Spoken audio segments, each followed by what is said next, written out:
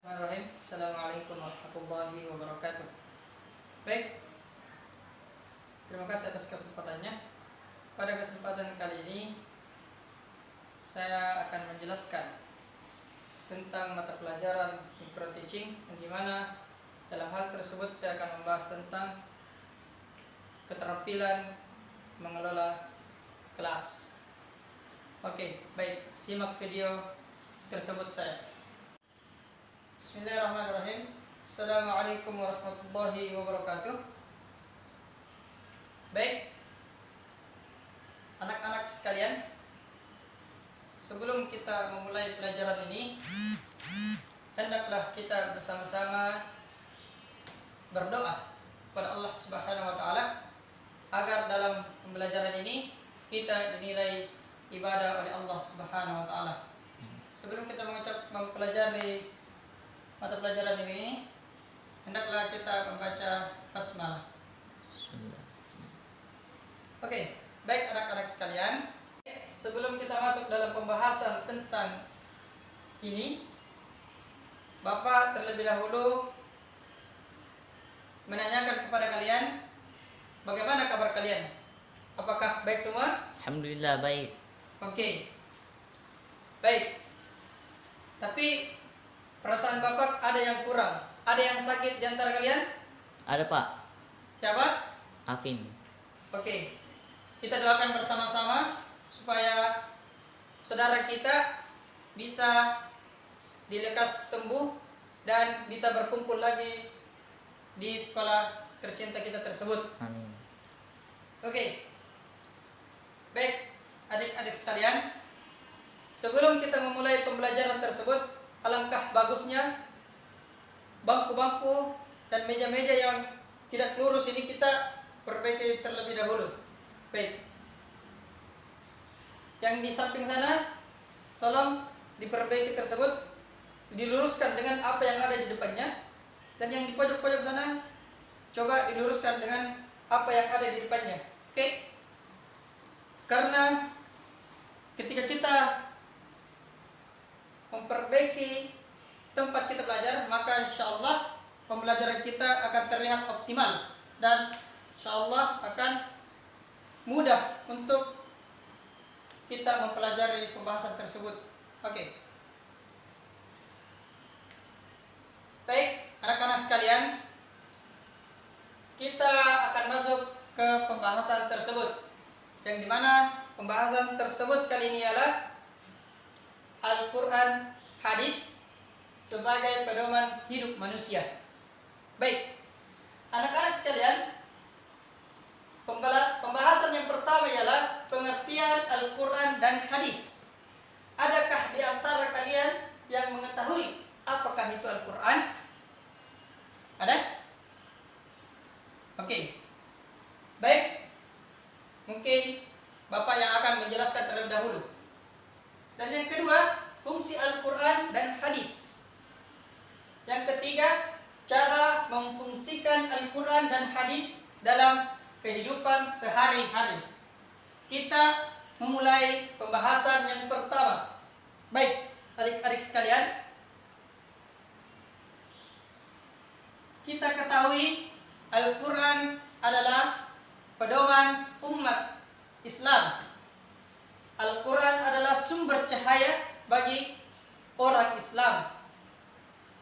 Pengertian Al-Quran, dan di mana Al-Quran ialah Qur'an yaqra Quran, yaitu membaca bacaan, baca dan sebenar-benarnya bacaan. Pengertian Al-Quran menurut istilah ialah Al-Quran ialah wahyu Allah yang diturunkan kepada Nabi Muhammad SAW secara beransur-ansur dan melalui malaikat Jibril, dan barang siapa yang membacanya itu dinilai pahala dan ibadah di sisinya. Oke. Al-Quran banyak sekali yang bisa kita dapat di dalam Al-Quran tersebut. Sebagaimana hadis-hadis Rasulullah juga banyak tersebut terkandung tentang Al-Quran. Sebagaimana Rasulullah SAW bersabda ialah barang siapa yang membacakan Al-Quran maka akan dilipat gandakan pahala tersebut. Bukan berarti dia membaca alif lam mim itu 10 pahala, namun alif 10 pahala, lam 10 pahala, dan mim 10 pahala. Baik, adik-adik sekalian, hadis ini yang terkandung dalam Al-Quran tersebut ini kita bisa mempelajari atau kita bisa memahami apa yang bisa kita ambil di dalam hadis tersebut. Dan hadis yang kedua ialah sudah dijelaskan dalam hadis Bukhari, yang dimana hadis tersebut berbunyi, khairukum man ta'allama al-Quran wa 'allama. Sebaik-baik manusia ialah orang yang mempelajari Al-Quran dan mengajarkannya. Oke, dalam dua hadis tersebut ini sudah mewakili tentang bahwasanya Al-Quran itu adalah sumber kehidupan kita, sumber apa saja ilmu yang kita tidak dapatkan di luar sana. Oke, masuk di hadis. Hadis ialah yang dimaksud adalah hadatha. Hadatha ini adalah pengertian peristiwa, perkataan, dan bacaan. Baik, hadis Rasulullah SAW ini adalah perkataan Rasulullah SAW. Dianjurkan bagi umat Islam untuk mengikuti hadis-hadis Rasulullah SAW. Baik, Bapak akan bertanya kepada kalian, ada yang mengetahui tentang ayat yang terkandung di dalam Al-Quran tentang kita mengikuti Rasulullah SAW? Kalau tidak ada yang mengetahui, kita tanyakan ayatnya, ialah surah Al-Imran ayat 31. Baik, anak-anak sekalian, adakah di antara kalian yang bisa membacakan ayat tersebut? Ada? Ada, Pak. Oke, baik. A'udzu billahi minasy syaithanir rajim. Qul in kuntum tuhibbunallaha fattabi'uni yuhibbukumullahu wa yaghfir lakum dzunubakum wallahu ghafurur rahim. Baik, terima kasih atas bacaan Al-Qurannya tersebut. Masya Allah, suaranya itu begitu indah sangat, sampai-sampai bisa menyentuh hati.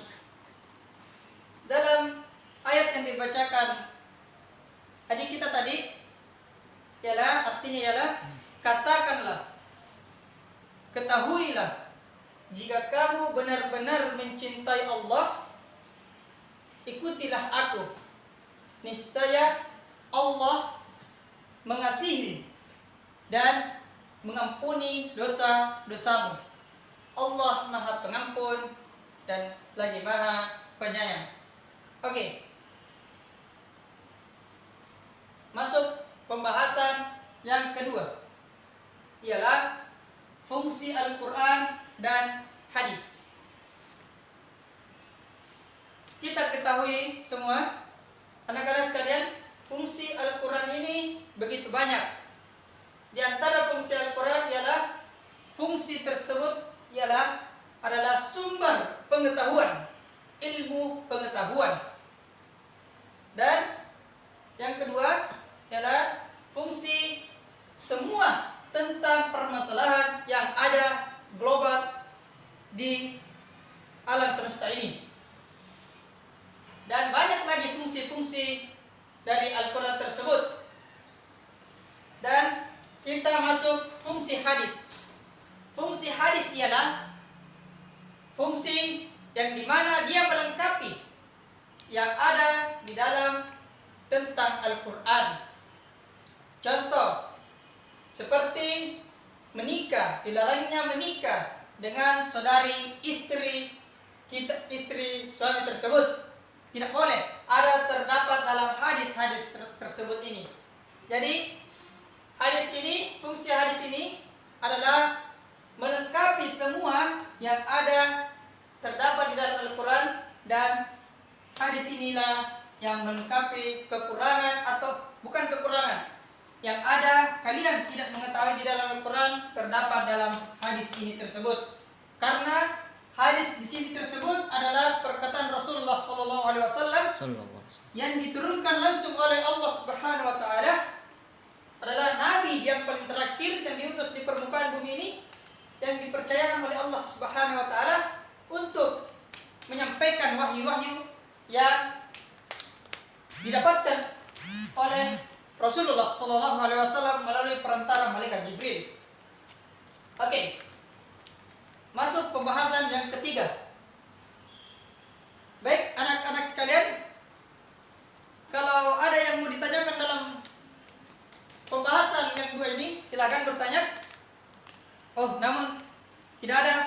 Oke, baik. Sebelum kita memulai lagi pembahasan yang ketiga ini, alangkah baiknya adik-adik itu, anak-anak yang di belakang itu, yang merasa dirinya ngantuk, akan berdiri dulu. Kita semua berdiri supaya kita semua merasa refresh buat kita sendiri, supaya kita tidak mengantuk atau merasa lelah, jenuh untuk mempelajari tentang pembahasan kali kita hari ini. Oke, mulai berdiri anak-anak semua. Oke, sekarang kepangkan tangan kalian dan begini, supaya kalian merasa lega, kayak agak-agak tidak mengantuk gitu. Oke? Ya, apakah kalian masih ngantuk? Oke. Baik. Anak-anak yang di pojok sana, tolong ketika Bapak menjelaskan di atas, coba kalian fokus supaya kalian mendapatkan ilmu dan bisa masuk kau amalkan di kehidupan kalian sehari-hari ini. Oke? Kalau ada yang masih mengantuk, bilang sama Bapak supaya kita masuk olahraga dulu, supaya kelas kita ini menjadi bisa optimal dalam pelajaran tersebut. Oke, masuk. Pembahasan yang ketiga ialah cara memfungsikan Al-Quran dan hadis dalam kehidupan sehari-hari. Oke. Di sini cara memfungsikan Al-Quran dan hadis itu begitu banyak. Salah satunya memfungsikan Al-Quran ialah kita membacanya Al-Quran sebelum atau sesudah saat selesai sholat wajib. Oke? Dan yang kedua, kita mengajarkan atau mengamalkan apa-apa saja isi dari Al-Quran tersebut.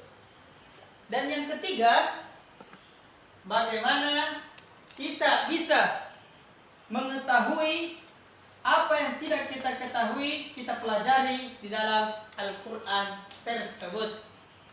Dan fungsi dari hadis-hadis tersebut ialah ketika kita kebingungan yang ada di dalam Al-Quran karena tidak menemukan sesuatu yang kita ketahui, maka kita ke hadis. Pasti ada hadis-hadis yang tercantum dalam Al-Quran ini yang menggabungkan atau melengkapi yang ada di dalam Al-Quran ini. Dan kehidupan sehari-hari kita mengamalkan hadis-hadis Rasulullah SAW yang dia berikan kepada kita sampai ke generasi kita, hadis-hadis yang telah ia katakan melalui perantara malaikat Jibril dari Allah Subhanahu Wa Taala yang kita nikmati saat ini. Seperti contoh kehidupan sehari-hari kita, kita mengucapkan salam sebelum memasuki rumah. Kita makan dengan sebelum makan mengucapkan basmalah. Itu adalah hadis-hadis terdapat di dalam hadis-hadis Rasulullah SAW. Dan yang ketiga, minumlah, jangan berdiri. Sebagaimana hadis Rasulullah juga yang dijelaskan, la yashrabanna ahadukum qa'iman. Janganlah engkau berdiri minum dengan keadaan berdiri. Itu adalah hadis Rasulullah SAW. Kita bisa terapkan di kehidupan kita sehari-hari. Oke? Baik, anak-anak sekalian, pada kesempatan kali ini 3 pokok pembelajaran kita saat ini atau pembahasan kita kali ini mungkin sebagian dari adik-adik atau anak-anak sekalian mengerti apa yang dijelaskan oleh bapak tersebut, atau ada di antara kalian ada yang tidak mengerti tentang pembahasan kita kali ini. Baik, sebelum kita tutup pembelajaran kali ini, bapak akan memberikan atau mengasih waktu kepada kalian semua. Jika memang ada yang tidak kalian mengerti, bapak akan jelaskan. Namun jika kalian sudah mengerti, kita tutupkan pada kesempatan kali ini. Oke, baik anak-anak sekalian, sebelum kita menutup pembahasan kali ini, pembelajaran kita kali ini, bapak akan tanya kepada kalian, apakah kalian memang sudah paham tentang pembahasan kita kali ini? Paham. Baik, oke. Kalau kalian sudah paham, maka dari itu kita akhiri pertemuan kali ini dengan mengucapkan Alhamdulillahirabbil alamin dan doa kafaratul majelis. Subhanakallahumma wa bihamdika asyhadu an la ilaha illa anta astaghfiruka wa atubu ilaik. Assalamualaikum warahmatullahi wabarakatuh.